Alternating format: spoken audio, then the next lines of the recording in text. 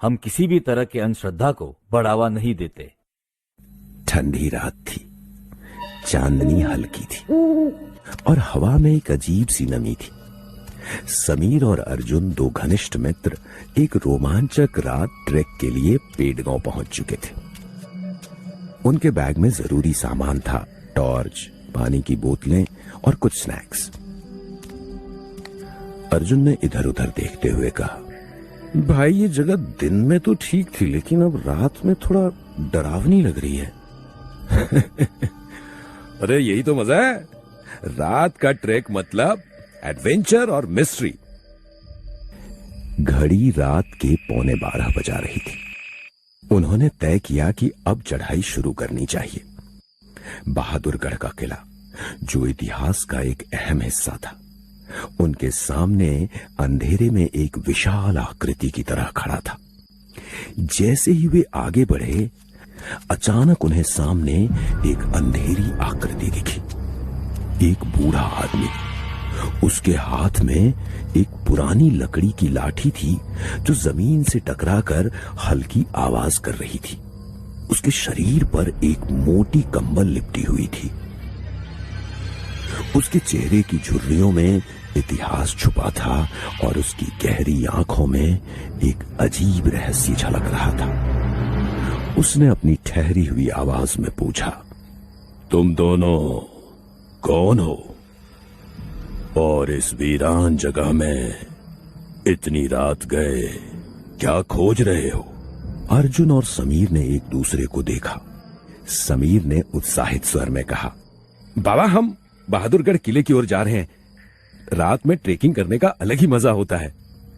बूढ़े आदमी ने हल्की मुस्कान दी, लेकिन वो मुस्कान अजीब थी। वो आगे बढ़ा और जैसे ही टॉर्च की रोशनी उसके पैरों तक पहुंची, अर्जुन की सांसें थम गई। उसके पैरों में न तो जूते थे न चप्पल, सिर्फ मिट्टी से सने हुए तलवे। लेकिन अजीब बात यह थी कि उसके कपड़े वो इस युग के नहीं लग रहे थे। पुरानी मोटी धोती, एक लंबा अचकन और सिर पर एक मटमैली पगड़ी। अर्जुन ने हल्के स्वर में समीर से फुसफुसाते हुए कहा, क्या तुम्हें नहीं लग रहा कि बाबा के कपड़े कुछ अलग हैं?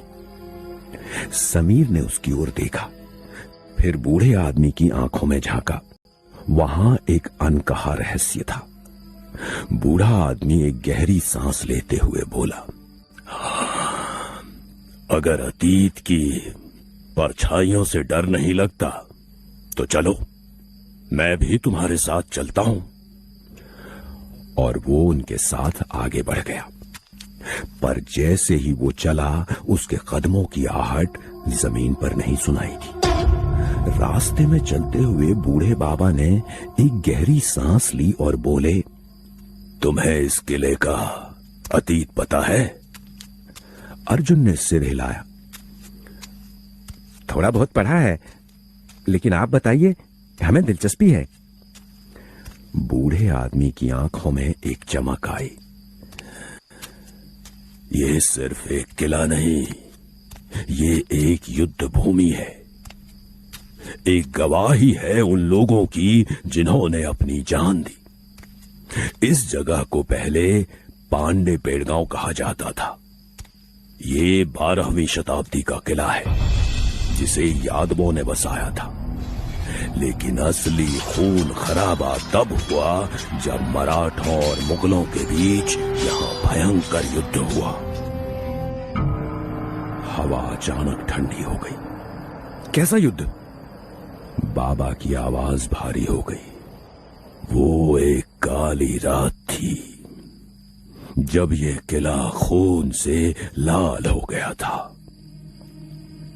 इस किले में 11 दरवाजे हैं और हर दरवाजा एक अलग कहानी कहता है। भैरवनाथ मंदिर और मल्लिकार्जुन मंदिर की मूर्तियां अब भी यहां की सुरक्षा कर रही हैं। लेकिन क्या? बाबा रुके, फिर धीमी आवाज में बोले, कुछ आत्माएं अब भी यहां भटक रही हैं। समीर ने हंसते हुए कहा। अरे बाबा, आप तो डराने लगे। बाबा ने गहरी सांस ली और बोले, अगर तुम नहीं मानते तो चलते रहो, लेकिन अगर तुम्हें कोई पुकारे तो पीछे मत मुड़ना। अर्जुन और समीर को अजीब सा एहसास हो रहा था, लेकिन वे चलते रहे। बाबा, हम इतिहास प्रेमी हैं। हमें हमेशा से मराठा साम्राज्य के बारे में जानने की जिज्ञासा रही है, अर्जुन ने जवाब दिया। समीर ने आगे कहा, हमने छत्रपति शिवाजी महाराज, संभाजी महाराज और मराठा इतिहास के बारे में बहुत सुना है। हमने महाराष्ट्र के कई किलों की यात्रा की है, रायगढ़, पन्हाला, शिवनेरी, हरिश्चंद्रगढ़, लेकिन इस किले का रहस्य हमें हमेशा खींचता था। जैसे वे दोनों की जिज्ञासा से संतुष्ट हुए हों। तो तुम सच में जानना चाहते हो कि यह किला क्यों खास है? हाँ बाबा, हमें बताइए। क्या आप हमें संभाजी महाराज के बारे में और बता सकते हैं? संभाजी महाराज कोई साधारण योद्धा नहीं थे। वे अपने पिता छत्रपति शिवाजी महाराज के सच्चे उत्तराधिकारी थे।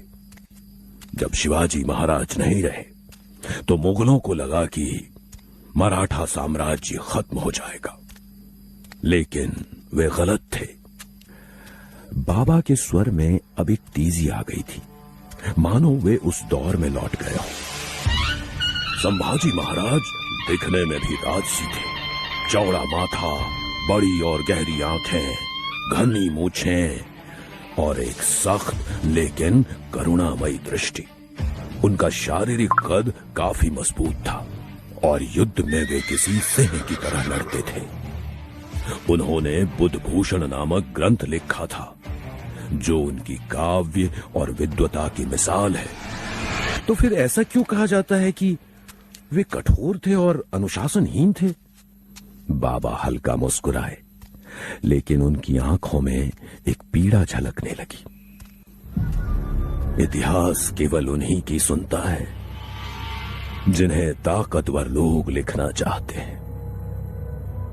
संभाजी महाराज के बारे में बहुत सी गलत बातें फैलाई गईं। उनके कुछ विरोधियों ने, जो मराठा दरबार में ही थे, मुगलों से हाथ मिला दिया। वे नहीं चाहते थे कि शिवाजी महाराज के बाद संभाजी महाराज गद्दी संभालें। उन्होंने अफवाहें उड़ाई कि वे शराबी हैं, विलासी हैं, लेकिन सच्चाई इससे बहुत अलग थी। अगर वे इतने बुरे होते तो क्या औरंगजेब को उन्हें पकड़ने के लिए 7 साल तक मशक्कत करनी पड़ती? क्या एक कमजोर राजा पूरे मुगल साम्राज्य को नाकों चने चबवा सकता था? लेकिन बाबा, इतिहास कहता है कि संभाजी महाराज को धोखे से पकड़ा गया था। क्या यह सच है? बाबा की आंखों में दर्द उभर आया। हाँ, ये सच है, और यही इस किले का सबसे दुखद अध्याय है। फरवरी 1689 की एक रात थी। संभाजी महाराज अपने विश्वस्त सरदारों के साथ संगमेश्वर में थे। वे अगले युद्ध की योजना बना रहे थे, लेकिन तभी उनके अपने ही आदमी ने उन्हें धोखा दिया। उसने मुगलों को सूचना दी कि संभाजी महाराज कहां हैं। और मुगलों ने आदेश दिया कि संभाजी महाराज को ऐसी मौत दी जाए जिसे देख बाकी मराठा डर जाएं। लेकिन वो नहीं जानता था कि संभाजी महाराज जैसे लोग दर्द से नहीं, सिर्फ कायरता से मरते हैं। सबसे पहले उनके शरीर पर गरम लोहे की सलाखों से दागा गया, लेकिन उन्होंने एक आह तक नहीं भरी। फिर उनके नाखून एक एक करके निकाले गए, उनकी चमड़ी तक उधेड़ दी गई, उनके कानों और नाक को धीरे धीरे काटा गया ताकि दर्द लंबा खिंचे, और जब अंत में उनका सिर धड़ से अलग किया गया, तब भी उनका लहू यही कह रहा था, हर हर महादेव।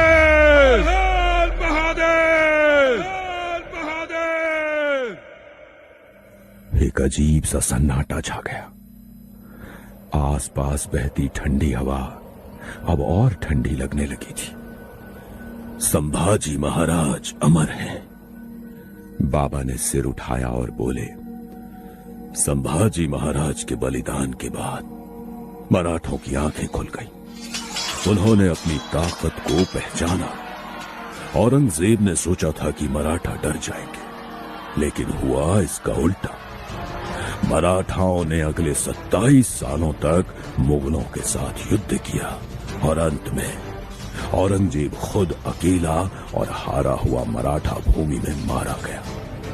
संभाजी महाराज का बलिदान व्यर्थ नहीं गया। लेकिन याद रखना, इतिहास को सिर्फ सुनने के लिए मत जियो, उसे अपने हृदय में रखो। अगर सच में वीर बनना चाहते हो तो अपने कर्मों में मराठा स्वाभिमान दिखाओ। समीर और अर्जुन ने एक दूसरे की ओर देखा और सिर झुका लिया। अर्जुन और समीर गर्व से भर गए थे। बाबा की बातें उनके भीतर मराठा इतिहास की ज्वाला जगा चुकी थी। अर्जुन ने आदर से कहा, बाबा, आपने हमें संभाजी महाराज का बलिदान महसूस करा दिया। आपका बहुत बहुत धन्यवाद। बाबा हल्का मुस्कुराए। बाबा, आपका नाम क्या है? बाबा ने गहरी आवाज में उत्तर दिया, कवि कलश। अर्जुन और समीर अवाक रह गए। समीर फुसफुसाया, संभाजी महाराज के प्रिय मित्र। तभी हर हर महादेव की गूंज उठी। हर हर महादेव, हर हर महादेव। हवा ठंडी हो गई। भारी दरवाजे की धड़धड़ाहट सुनाई दी। वो दोनों इधर उधर देखने लगे। अर्जुन और समीर ने फिर से सामने पलटकर देखा। बाबा वहां नहीं थे। धुंध में केवल गूंज बाकी थी। समीर ने कांपते हुए कहा, अर्जुन, हमने अभी अभी इतिहास से मुलाकात की। अर्जुन ने किले की ओर देखा। अब वो डरावना नहीं बल्कि दिव्य लग रहा था। उन्होंने आगे कदम बढ़ाए, बिना डर, बिना संदेह, क्योंकि इतिहास सिर्फ किताबों में नहीं रहता, कभी कभी वो खुद सामने आ जाता है। हर हर महादेव।